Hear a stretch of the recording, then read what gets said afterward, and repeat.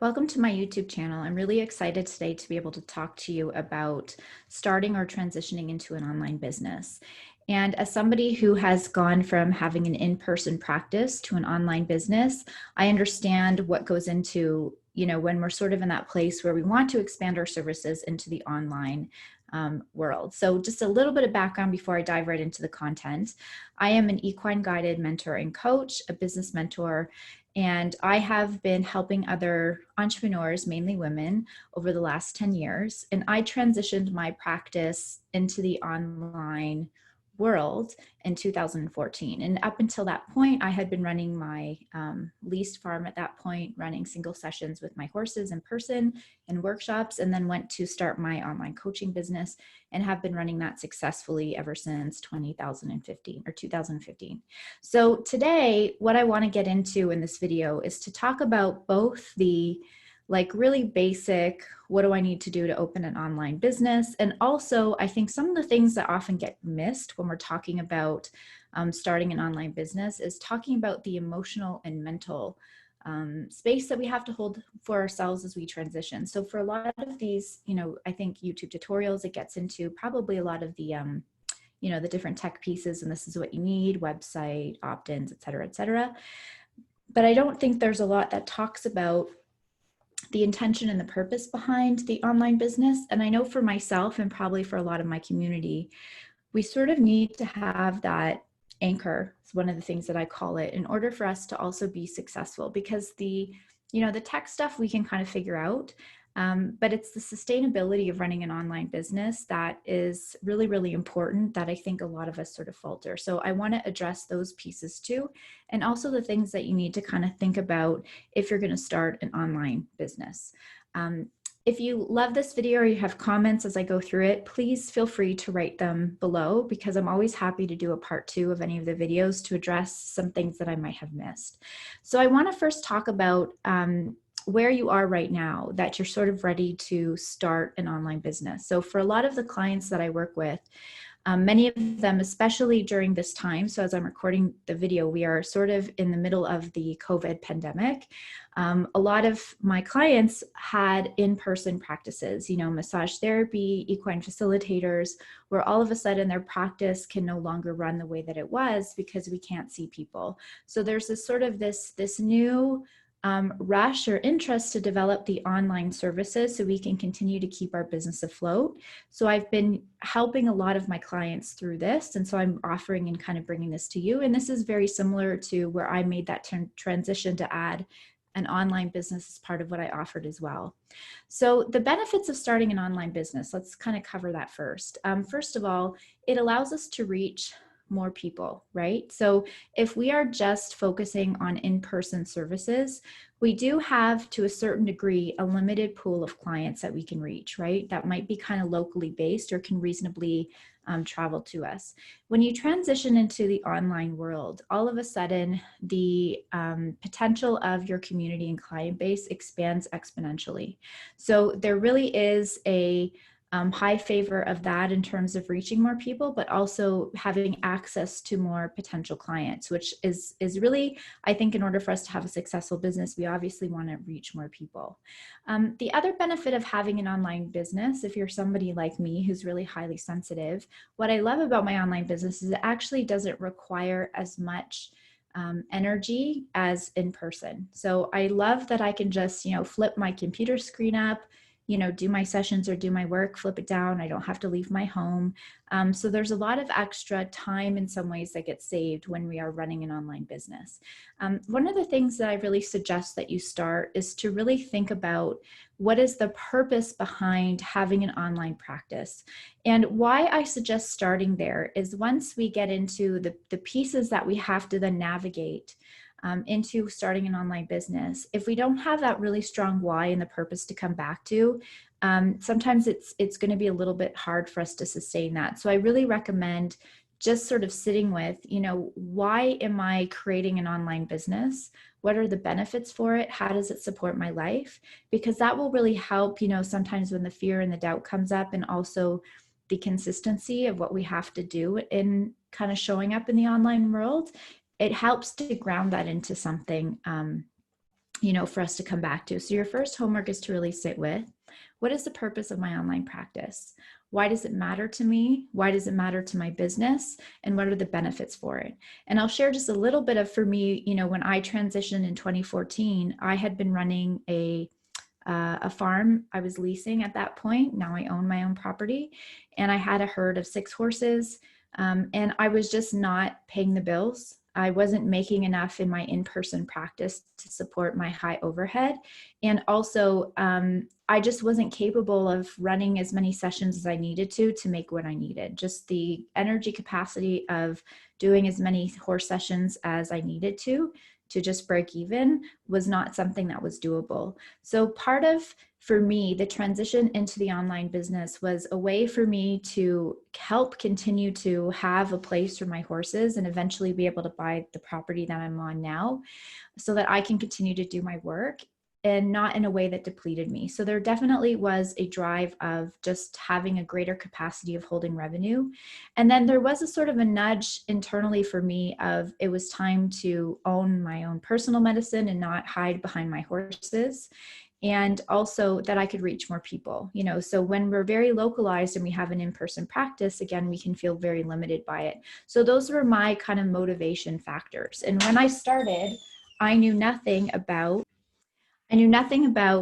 starting an online business. So I probably, for many of you guys, was in the same position where I started from scratch for the most part. I didn't have a following. I didn't really know anything about navigating the online world. So I started, from scratch, similar to where you guys are. A lot of sort of my fumbling was continued to be motivated by why it was really important to me to, start an online business.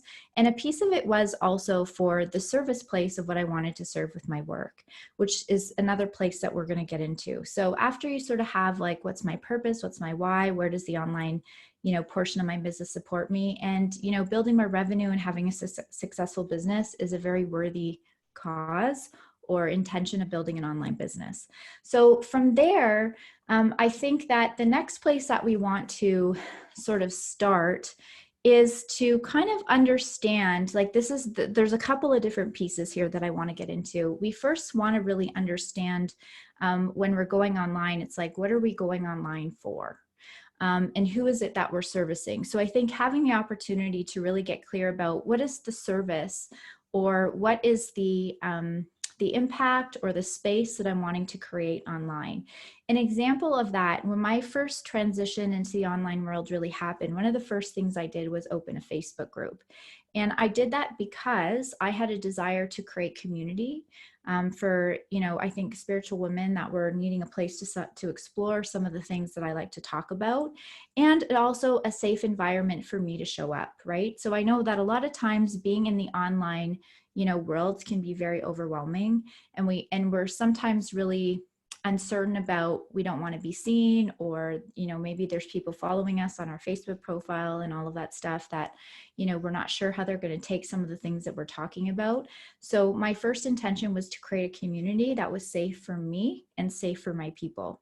So I think when we're transitioning into the online world, we really want to think about like, what is the the platform or the place that we're going to start to grow our online community of the people that we want to impact with our work and also that we're going to serve. So that's the first place to start, is you want to think about, what does that look like? Some of the things that I recommend, for me, I started a Facebook group. And the reason that I started a Facebook group was because I really liked Facebook. First of all, there's a lot of things online that can look like, and we're going to talk about, how do we choose those platforms, etc. Facebook to me felt very intuitive. I liked that I could interact and engage with people. I liked the sense of groups because it had that space of community. And so then I could also be discerning as I'm starting to, come out of maybe hiding a little bit in my physical world, that I don't feel inhibited by worrying about who sort of sees my content. So creating a Facebook group was one of the very first things that I did. So what is the place that you're going to start creating your community, that you're going to share your wisdom or your content and start to build that connection to the people that might be your potential clients? There's a couple of different ways that we can do that. A Facebook group is, one option. Another option could be doing a blog, and definitely having some sort of a website, especially if you want an online presence, is important.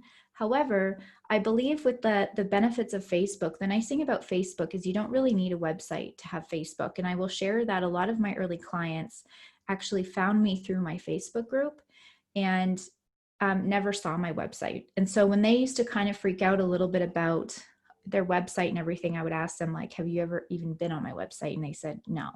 So it's not that a website isn't necessary. I do think getting a website is really kind of a good place. It's your online home. It's your introduction to people. It's where you can send people to get, their opt-ins and to read a little bit more about you and to see your services. You definitely don't have to start there. I think the very first place to start is that intention of how am I going to create a space where I can connect to my community. So Facebook group is one, Facebook page is another. There's also Instagram, there's LinkedIn, there's YouTube, there's podcasts. So you want to think about also is where do your people hang out? And where are they going to find and connect with you? So there's a little bit of sort of market research around here of knowing, like, who are my ideal people? What am I trying to create? And where do these people hang out? And how am I going to connect with them? So part of the starting an online business is really knowing your audience and what you're trying to cultivate in connection to them. So I know for myself, there's a lot of my clients, I would say, a high portion of my business comes from Facebook. And what I also love about Facebook is it's free. I do get people trickling in through my website, and it's a good place for people to go and kind of learn more about me. But I am very present on Facebook. It feels easy to me. It's natural. And I would say probably 80% of my online business comes from Facebook, and you don't have to pay for it. So it's a really kind of great way to do it. Again, where it feels supportive for me is it's free. I can interact with my people. I can create community, which is something that I really love to do. And I love being able to write a lot and use pictures and images and all of that. So Facebook is a really good platform for me of that transition. And that's really where I started. So again, to recap, what you want to think about is creating and cultivating community to reach who you feel like you want to reach through your services. Where do they hang out? Who is your audience? And what is going to be maybe the best platform and way of them interacting with you. And I really kind of recommend choosing like maybe 1 or 2 platforms to start. I think the whole transitioning into the online world can be very overwhelming because there's lots of different places that you can go with that. Choose something that feels maybe intuitive and natural for you to master, and then you can always add more pieces. Facebook was one of the only things that I was doing online for a very long time. I'm a little bit more active on Instagram right now, and I'm just starting my YouTube channel after 5 years. So I really think that we don't have to master all of the things. Pick one thing that you feel, I really like this. This feels intuitive to me. This is where my people hang out. And this feels like a safe place for me that I can start sort of sharing myself and get connected to my community. A lot of my clients, when I'm doing this work, many of them choose to go the Facebook group route. And a couple, again, of reasons why, and I've sort of mentioned that. First of all, it's a way that you can interact with people. And second, for a lot of my clients that have this fear of, I'm afraid of people seeing me in a new light, because often the transition into the online business, it goes from like a very personal, if you have a Facebook profile, to maybe you're sharing some things about your business and your services that you're not quite sure everybody wants to see. So having a group or a place where people can opt in is sort of a safe way to also help you get over those fears. And I think anything to make it easier for you to share and start connecting with people is really important, because the easier you make it for yourself, the more successful you're going to be. So that's that portion. From there, again, is creating your communities online of how am I going to connect with people. One of the things that I also did, the transitioning online, you still have to kind of create your network, right, and your connections. So when we have an in-person business, you might be going to like network meetings, or, we're hosting open houses and things like that. Your online business, you kind of want to have the same mentality about growing your network and community. There's just going to be different ways that you can do that.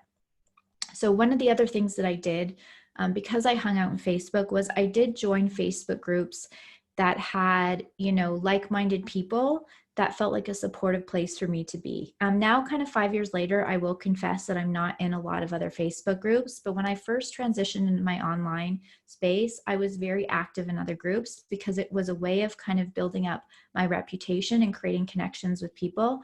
I have people that I've met in online Facebook groups that have become clients and dear friends and colleagues that I've collaborated with.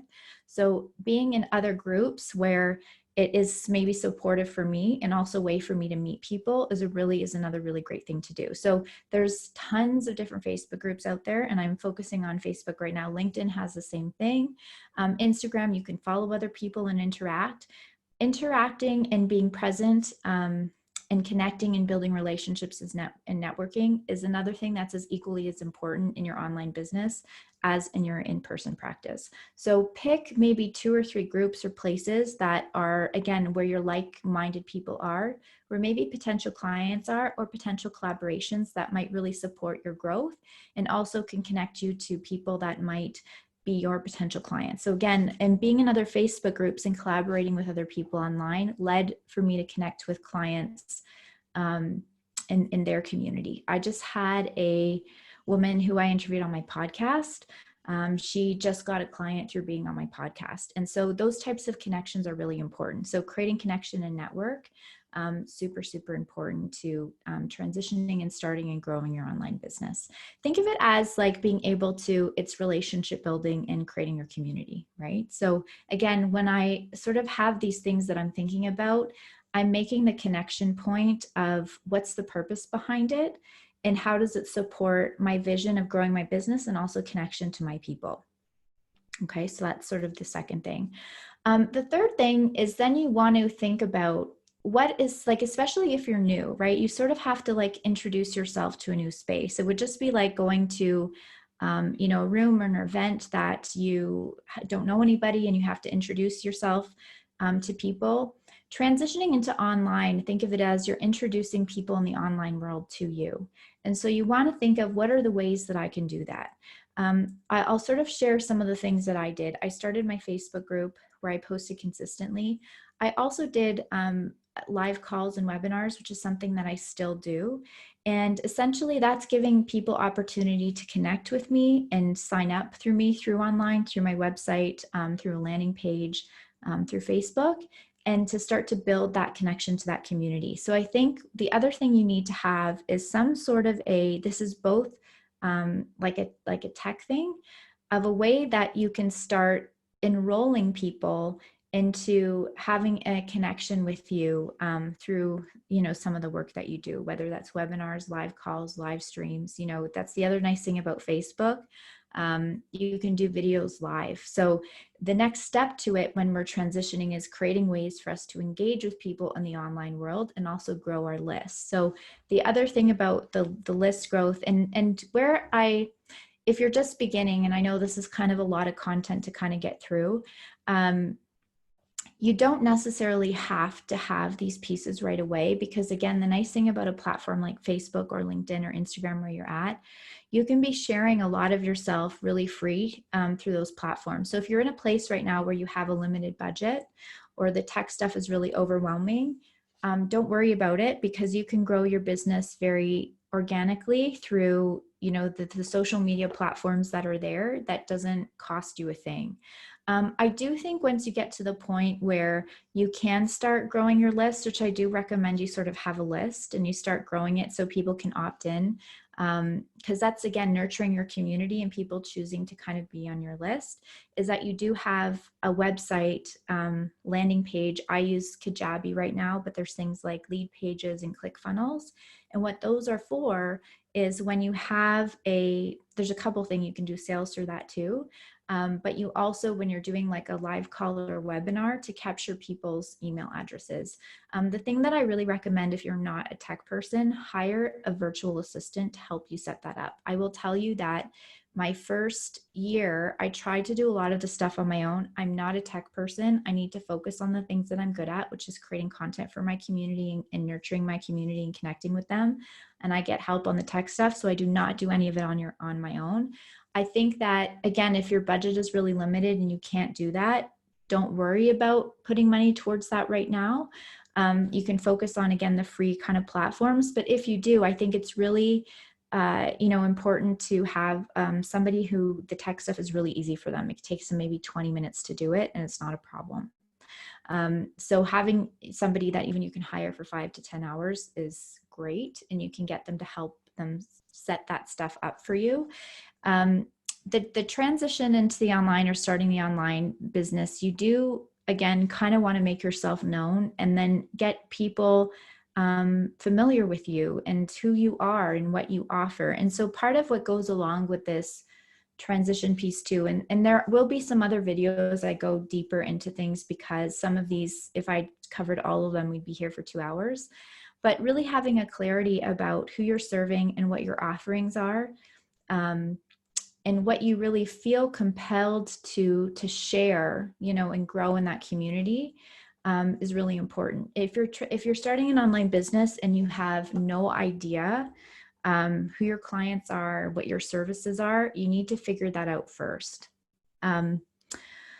Or at least if you don't have any idea of like what kind of community I'm creating, or what is it that I'm wanting to share with people, or what is it that I'm wanting to support them to do, that's where you have to start before you even start with the online. Because if you have no idea what you're doing, starting anything online is going to be difficult, because you don't know.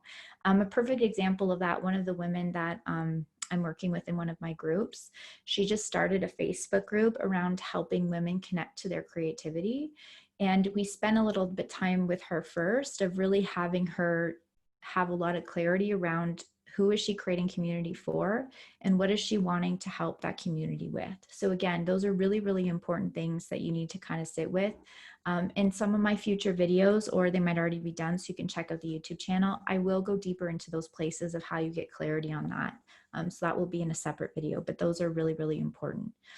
Okay, so on to the next thing. The thing that's really important about starting an online business is for us to understand that just like anything else in our life, it's going to take time and nurturing and consistency. So when I first help people with this transition, a lot of the times what they often get frustrated about is how long it takes. And I'm not saying that when I say long, it'll take a year, but I think the thing that we have to understand is that we are building a new pathway of connection to our community and our potential clients. And we're kind of maybe even coming out of nowhere, that they don't know who we are, what we do. We have to have patience and also embrace that it's going to take time. And we have to also be, have that mindset of this is an endurance, not a sprint. And we're going to be consistent so we can create that connection to our community. So again, I think where a lot of people get discouraged, and this is what I've seen in working with clients, is they have this like, I'm going to start an online business. They get really excited about it. They have a lot of expectation that they're going to fill their practice right away. And then it doesn't happen and they get really discouraged, or there's an inconsistency of how they are showing up and nurturing their community. When I first transitioned online, I think I started in the online space in December. I filled my coaching practice in February. So there's probably a couple months. And again, I kind of put a lot of my attention into growing my Facebook group, doing like live calls and webinars to introduce people to my stuff, and really being consistent about showing up online, sharing myself, sharing my story.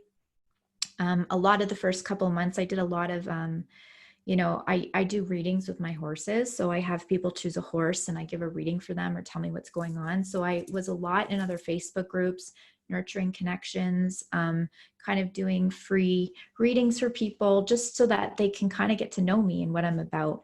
A lot of my first clients came to me from some of those readings that I used to do in other groups.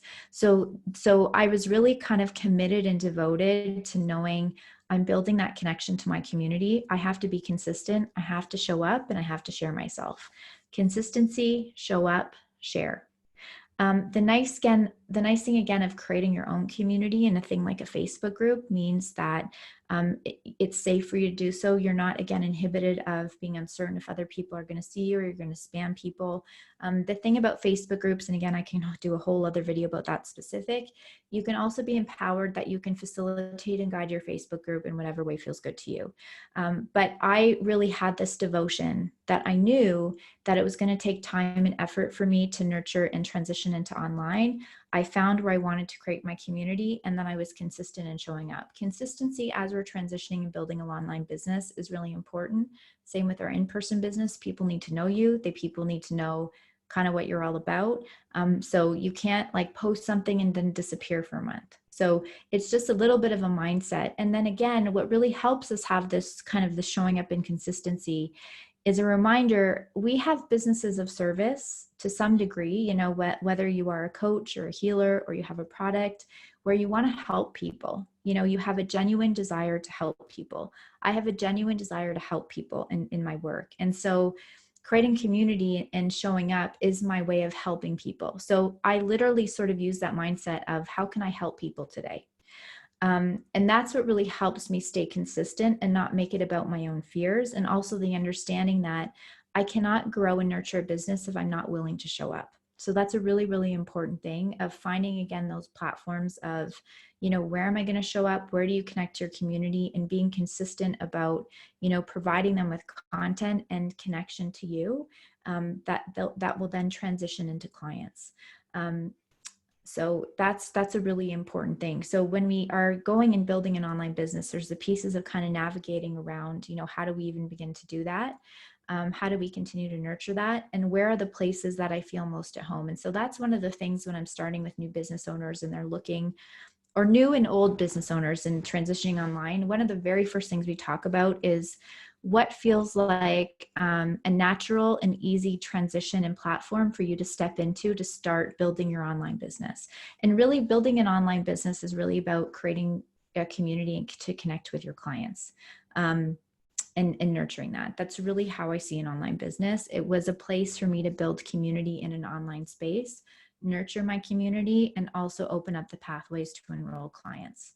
It is a space for me to share, you know, the things that I really want to help people with, and for me to connect with other. So those are sort of the pieces there that I want to cover in the online space. We're going to park that there. If you have questions or comments, please let me know in the comment section. I also have, and I'll add in the comment section, I have my Facebook group, and also you can follow me to kind of get a sense of what I do and what that looks like for me if you need a little bit of inspiration. And you're more than welcome to explore the other place on my YouTube channel to get some other videos. The other place I wanted to cover that we often don't think about when we're starting any kind of business, not just an online, is the investment that goes towards that, right? So I was a little bit naive when I started my business, period, in terms of not really realizing that there is some kind of an investment that goes into that. I think it's really important when we are building any, again, business, online, whatever, is that we take some time, or we also appreciate that there is going to be some sort of an initial exchange or investment in resources and time and energy to get that off the ground. So things like having a budget for a website. And again, I think if you don't have all of the budget you need, that is okay. You can start with platforms like Facebook and Instagram and LinkedIn, which are completely free. But I hired somebody to help me with my Facebook and my branding. I also hired an online mentor or a business mentor, and I will say that that was like super essential. So there's a lot of free resources out there where people can help you, you know, YouTube and Facebook. So I recommend soaking up as much as you can from people who have done it. And having a mentor is also hugely valuable because it helps us with our individual things of what we need. So I hired a mentor to also help me be successful and to help me navigate the pieces that I just didn't know. So I learned from somebody who's been there, done that. I think trying to kind of flail around and figure things out on our own is probably in the end going to cost you a lot more than being able to invest in a mentor. If you are going to invest in a mentor, you know, pick somebody that has an energy that aligns with you. They've done what you're looking to do, and you kind of resonate with their teaching. Okay. But I think that we have to understand that there is going to be some sort of investment in our business. Website, there's going to be tech stuff, right? So I have, the online platforms that I pay for. I have Kajabi, which I just transitioned to, that covers my email list, my opt-in pages. I have Squarespace for my website, and I have a virtual assistant. I will tell you, my virtual assistant, I could not run my online business without her. I will say I did get to the place where the growth of my business with clients kind of justified hiring somebody on retainer, but I do recommend having somebody help you with the tech stuff if you don't know the tech stuff, because it's just worth it.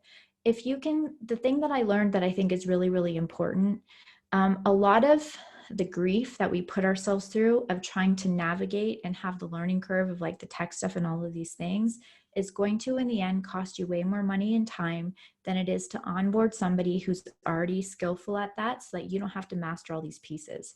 I'm really good at coaching people. I love creating content. I love writing. That's what I focus on. I get people to help me with the other stuff. I'm not a tech wizard. I don't try to master that. I think in the beginning, I tried to master all of the things and I could not. So I got over some of that hump of like putting money out to support my business, but we need to, I think anytime we're building anything successful, or think of like the training that you've done, for your services, that required an investment of your money. I think that it's wise to have people that know what they're doing and can help you navigate that space so that you can be successful. I've built a multi-six-figure coaching business, and my business has made 7 figures over the last 5 years. That did not come without me investing and having the proper help to do that. So coaching, virtual assistants, website. I think that there's things definitely to think about when you're first starting out and you're not super clear. Use the free platforms first to kind of figure out and kind of navigate things.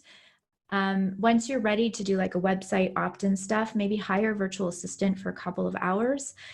Definitely if you're like, really, I need to start and build an online business and I need somebody to help me with like my offerings and who I'm serving, because I don't know any of that, hire a mentor.